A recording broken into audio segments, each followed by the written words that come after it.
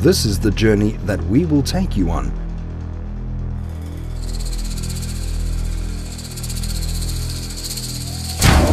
The Karoo is a vast arid area in the hinterland of 4 provinces: the Western Cape, the Northern Cape, the Eastern Cape and the Free State. In each of the 4 provinces, it is an economically neglected zone, and development effort is diverted away towards the coastlines and the capital cities. This has the unintended consequence of intensifying poverty in these areas or encouraging migration to the cities. The purpose of this project is to develop the latent economic potential of the Greater Karoo so that it can influence future government planning and expenditures. One of its potential assets is desert tourism, based on nature reserves, agri-tourism, small-town Victorian architecture, crafts and heritage such as paleontology and Khoisan paintings. 6 Karoo routes have been identified: the Great Karoo route, the Little Karoo route, the Kamdaboo route, the Sundays River route, the Hantam route, and the Green Kalahari route. The Northern Cape, renowned for its southern Kalahari scenery, Richtersveld Mountain Desert, its abundant diamonds, and being home to the world's first people, the San Bushmen, Griqua and Nama. It is undoubtedly South Africa's most unusual tourist destination. Not only is it completely different from other destinations, full of surprises, it is also regarded as one of the safest tourist destinations in South Africa.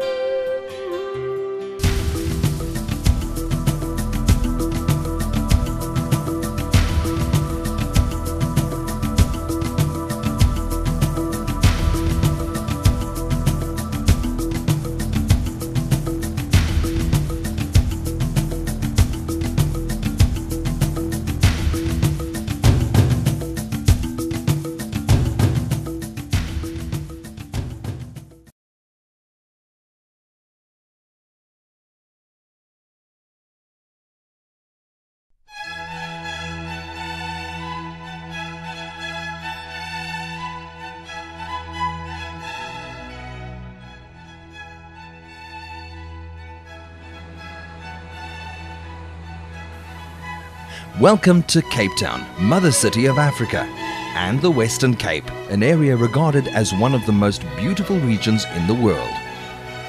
The impressive Table Mountain, flanked by the legendary Devil's Peak and historical Signal Hill, stands proudly above the city. Described as magical and mystical, Table Mountain is Cape Town's most prominent feature and a landmark recognizable around the world. This majestic mountain is visible from almost everywhere in Cape Town and is often used as a beacon to get your bearings. The V&A waterfront is one of South Africa's most popular tourist attractions. It attracts more than 20 million visitors each year, locals and international tourists alike. With over 400 stores and 45 different restaurants and bars on offer, an arts and crafts center, and an internationally renowned aquarium, it's not difficult to see why.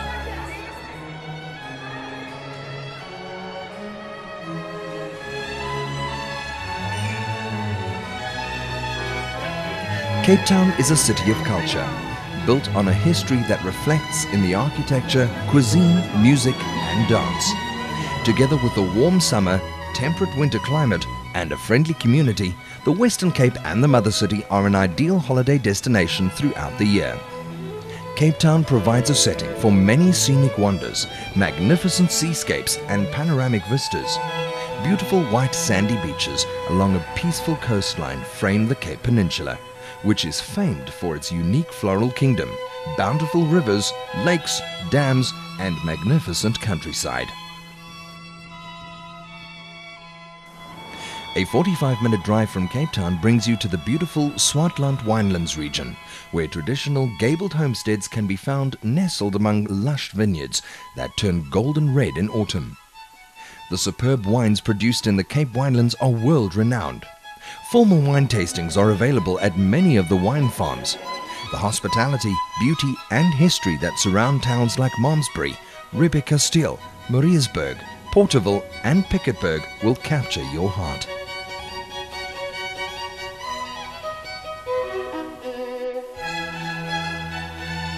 Langebaan Lagoon in the West Coast National Park was registered as a wetland of international importance for birds with the Ramsar Convention, which came into force in 1988.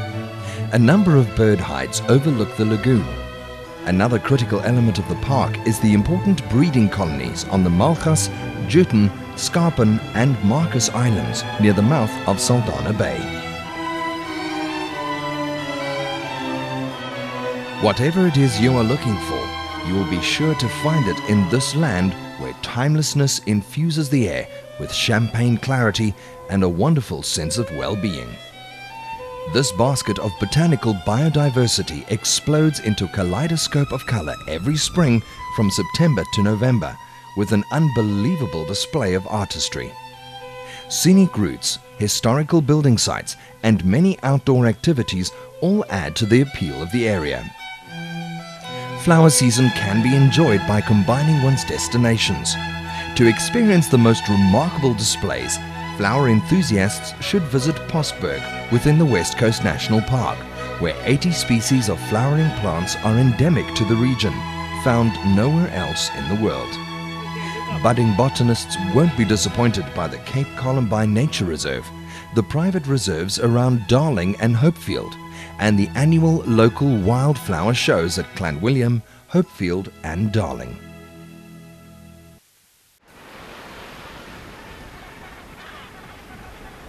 Bird Island is linked to the shore by a breakwater at the harbour and is easily accessible to the public.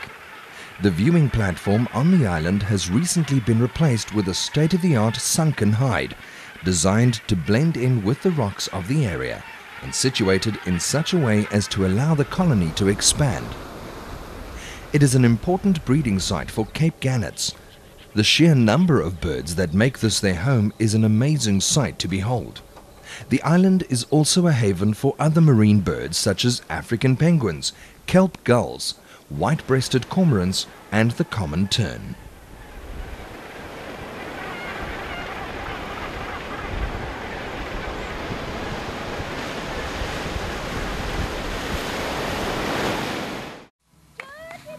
The name Charis is derived from the Khoi word, after the grass found in the valley. This area was the scene of some significant battles during the Anglo-Boer War. On a low hill, one can view the grave of a British officer. Pay a visit to neighbouring Letterklip, a collection of boulders and stone walls on which early travellers engraved their names. A British fort was built among these rocks during the war, as testified to by the British regimental crests carved on the boulders in amongst those early carvings. Charis functions as an information hub during the Namaqualand spring flower season.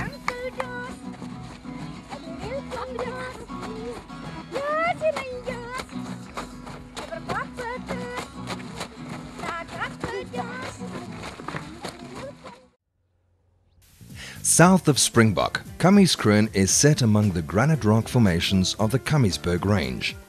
The town's origins lie in the 1860s, 7 kilometers north of its present position. It took the name Bowesville, later Bowesdorp, after the district surgeon Dr. Henry Bow. As there was little room to expand in the narrow kloof the town occupied, the church council decided in 1924 to rebuild it at Kamieskroon. Kamies might derive from the Nama word kam, meaning two, referring to the twin peaks of the mountain. The Kroon, a 330-meter peak crowned with a huge cleft rock, is a kilometer from the village. The spring wildflowers are a phenomenon that never cease to amaze and delight, even for those who live in what is considered South Africa's outback of Namaqualand. What at first glance appears to be a wilderness of semi-desert and arid, dusty plains that stretch for kilometers, with dramatic mountains in the background and little by the way of color or animation, this scene is suddenly transformed, as if by a painter with a manic palette, into a pageant of flowers, his brush sweeping over the wildflower routes of the Richtersveld National Park, Kruger Nature Reserve and Skulpad Wildflower Reserve.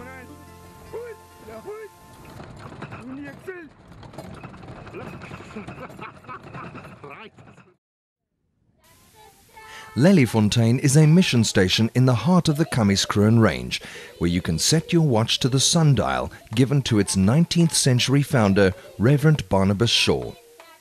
Situated some 18 miles from Kamiskroon in the Kamiesberg Mountains, Leliefontein is a tiny village boasting some of its buildings as national monuments, the Methodist Church and the mission station parsonage. The mission station was established on a farm given to the Namakwas. The town is probably named after the many white lilies found in the area and surrounding Kamiesberg.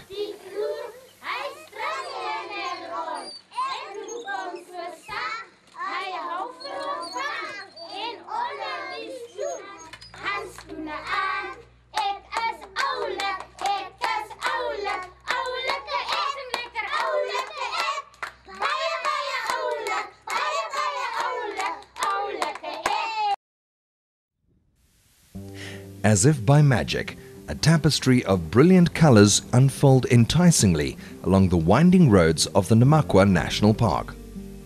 Butterflies, birds, and a multitude of colorful insects dart around among the flowers, seemingly overwhelmed by the abundance and diversity. Every turn in the road paints an unforgettable picture. Valleys filled with Namakwaland daisies and other spring flowers that pulse with sheer energy and joy.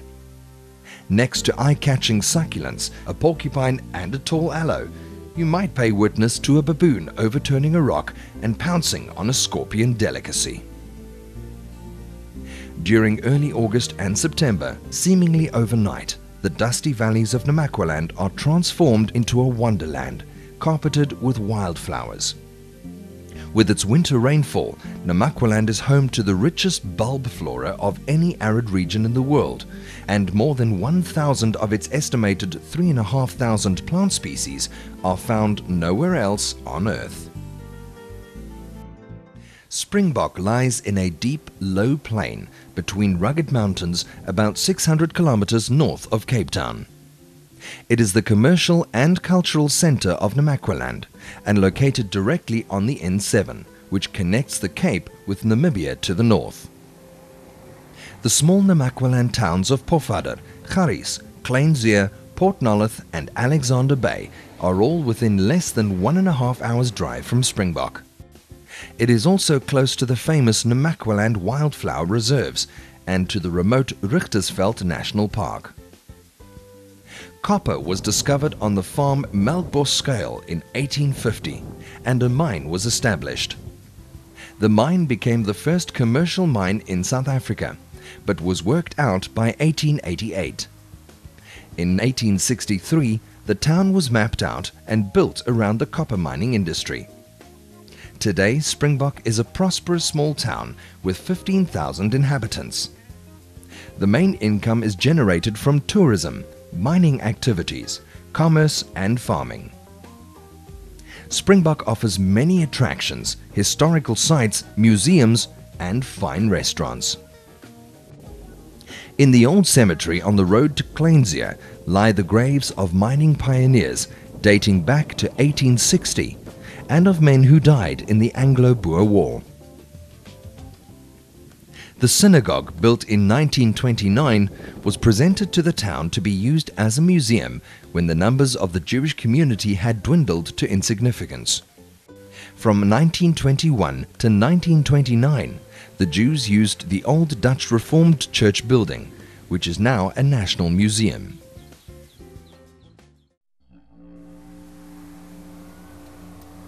Okip is a small town in the Northern Cape province of South Africa and was ranked in the 1870s as having the richest copper mine in the world.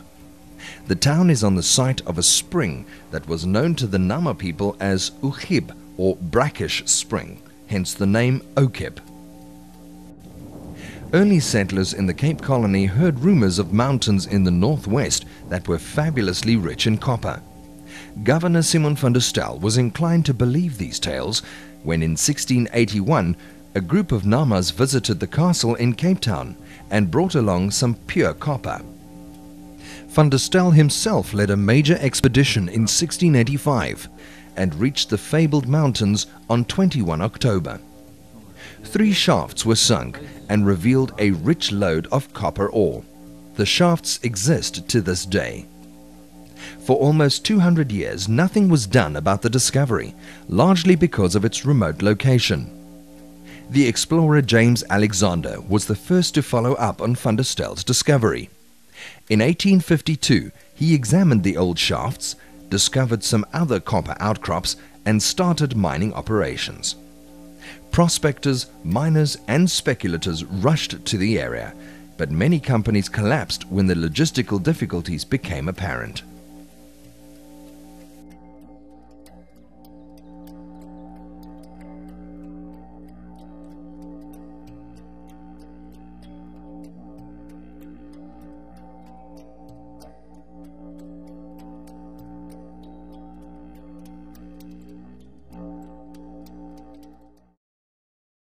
When we create a marula, we let nature take its course. At our plantation, we let our trees grow wherever they choose. Our irrigation system is erratic but effective.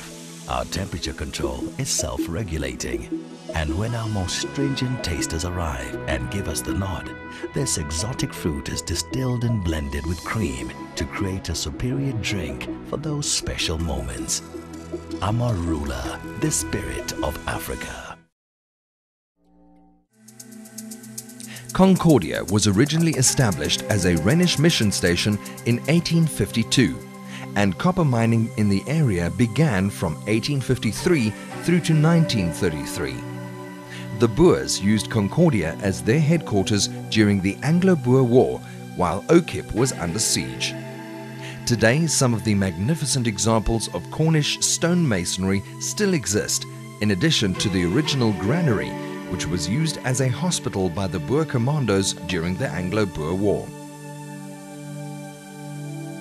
A national monument, Orbicule Hill, lies to the west of Concordia, exhibiting the finest example of orbicular diorite in the country. The rare rock texture is the result of granitoid magmas, which separate while in a fluid state. This forms concentric internal banding within the rock. The largest of Namaqualand copper mining towns, Nababib, headquarters of the Okip Copper Company, derives its name from 2 Nama Khoikhoi words, Naba, hump of an animal, and Bib, small spring, which with a little imagination becomes the spring behind the little hill. The Mining Museum charts the development of copper mining by way of photographs and other exhibits.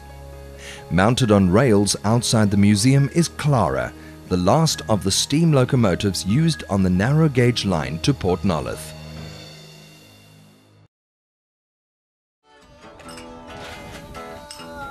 Kleinseer was founded in 1927 on the mouth of the Buffels River and is situated in a restricted diamond mining area.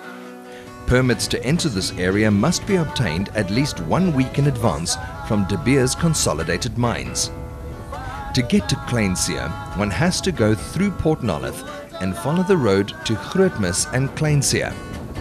The name Kleinseer refers to a lagoon at the mouth of the Buffels River. The Afrikaans Kleinseer translates as small sea. The Houthoop Guest Farm and open-air restaurant is more than 50 years old. The farm sleeps about 60 people and is perfect for 4x4 adventure groups. A shelter made out of red figwood is perfect for functions, weddings, team building events and conferences. It is only 15 kilometers from the sea, and the Namakwa National Park lies close by, making it a central location during flower season.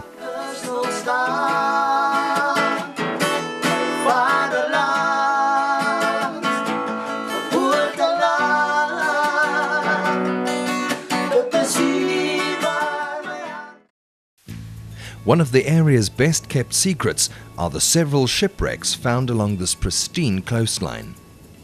These wrecks and their stories, the unspoiled environment of the wild coastline, and the scenic bounty have all contributed to the establishment of the shipwreck route. Through the years, the stormy Atlantic Ocean has prevented many ships from completing their voyages, sending them to a watery grave along the coast between Koingnas and Kleinzee.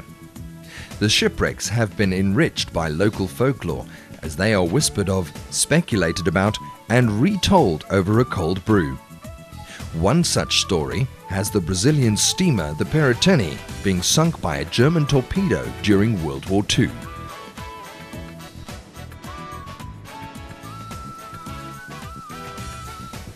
Experience the beauty and mystique of the Diamond Coast with its rich history and cultural diversity. The mysterious Diamond Coast Shipwreck Trail is within the restricted diamond mine area and commences at the Koingnas Caravan Park or Noob Diverse Huts. The trail hugs the Diamond Coast for approximately 37 kilometers and is often challenging, being both rocky and sandy. The Diamond Coast holds a beauty and mystique all its own, with cultural contrasts and mineral mining. Diamond mining started in 1927 on the farm Kleinzee after Jack Carstens discovered diamonds on the farm the previous year. Kleinzee has since evolved into a modern town, serving one of the world's foremost alluvial diamond mines, that of De Beers Namaqualand mines. This legacy continues at Koingnas, the southern operation of the mine that started in the early 70s. The Strandveld, courtesy of being within the restricted diamond area, is in pristine condition. The treasures of this area have only recently been opened up for limited tourism, and arrangements must be made at least 5 days in advance. It is also worth visiting the huge seal colony within the mining area, where in excess of 350,000 Cape Fur seals make their home. The seals are protected by the boundaries of the adjacent mining area.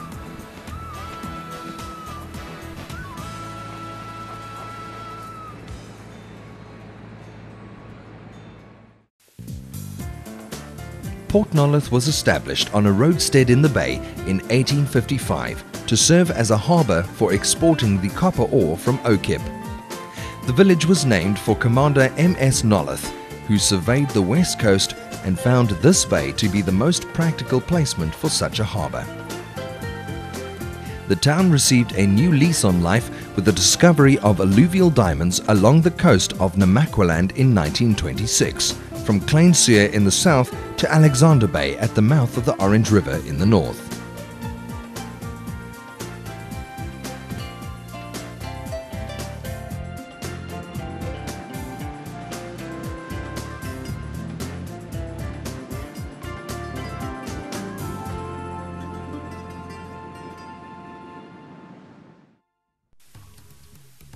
Alexander Bay, about 100 kilometers north of Port Nolloth, is synonymous with alluvial diamonds, which were discovered along the northern Namaqualand coast in 1926.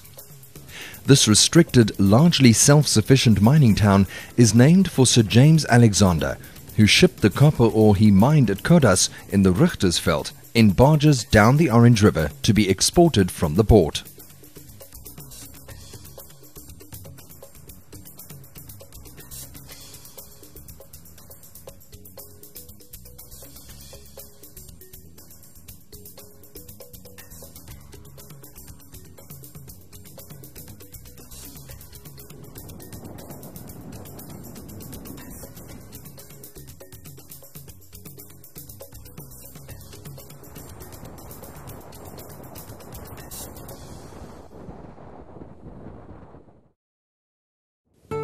The Richtersveld is a mountainous desert landscape characterized by rugged cliffs and high mountains. Situated in South Africa's Northern Cape province, it is full of changing scenery, from flat sandy plains to sharp towering mountains of volcanic rock, and the lushness of the Orange River, which forms the border with neighboring Namibia.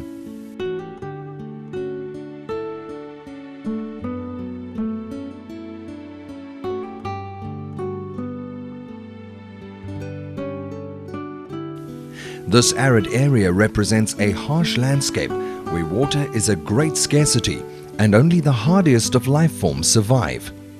Despite this fact, the Richtersveld is regarded as the only arid biodiversity hotspot on Earth, with an astonishing variety of plant, bird and animal life. A favorite amongst nature travelers to South Africa, the landscape is sometimes described as Martian. Though barren and desolate at first glance, closer examination reveals it to be rich in desert life forms, with an array of unique species ingeniously adapted for survival.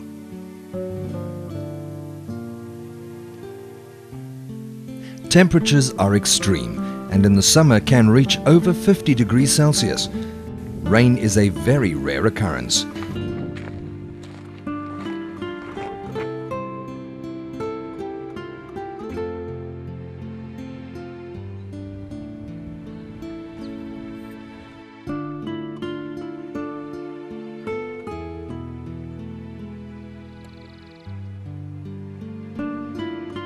The northern part of the area was proclaimed as a national park in 1991 after 18 years of negotiation with the local Nama people, who continue to live and graze their livestock in the area.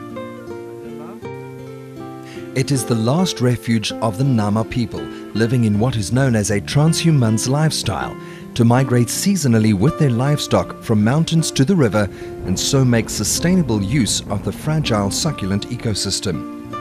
In recognition of this vanishing lifestyle and of the rare botanical diversity it helps protect, the Conservancy has been declared the core of a new World Heritage Site.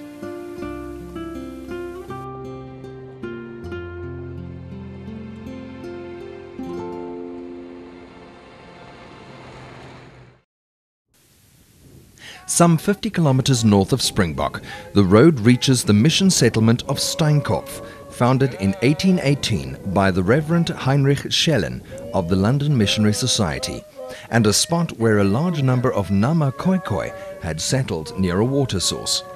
The station was named for Dr. Karl Steenkop of London, who donated a substantial sum of money for the new station. In Steenkop, one finds a number of the original maatjieshuise built by the Namakwa in these parts to protect themselves against heat rather than the rare downpour. Originally, these huts were made of mats of woven sedge or reeds attached to a dome-shaped wooden or reed frame. The reeds have been largely replaced by hessian or other modern materials like plastic sheeting, but the frame and shape remain the same. Hallelujah, Awekaba, Hallelujah, Amen. Hallelujah, Awekaba, Hallelujah, Amen. Amen, Amen, Amen. Amen.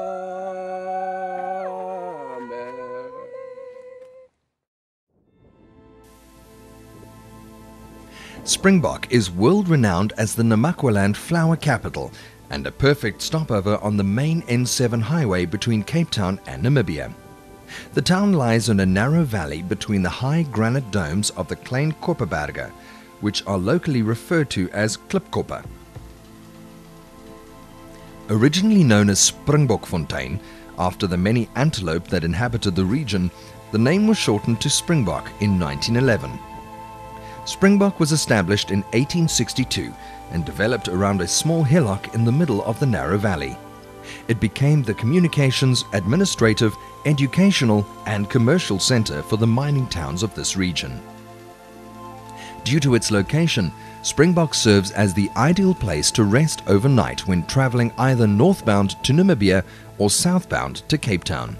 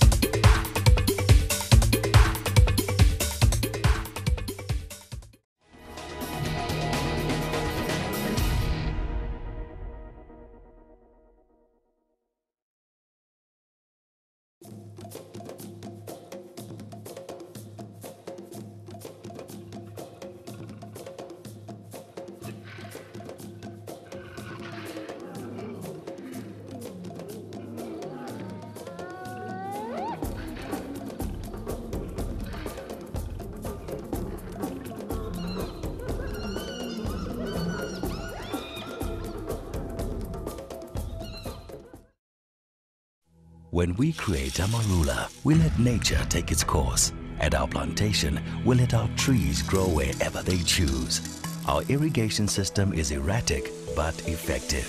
Our temperature control is self-regulating. And when our most stringent tasters arrive and give us the nod, this exotic fruit is distilled and blended with cream to create a superior drink for those special moments.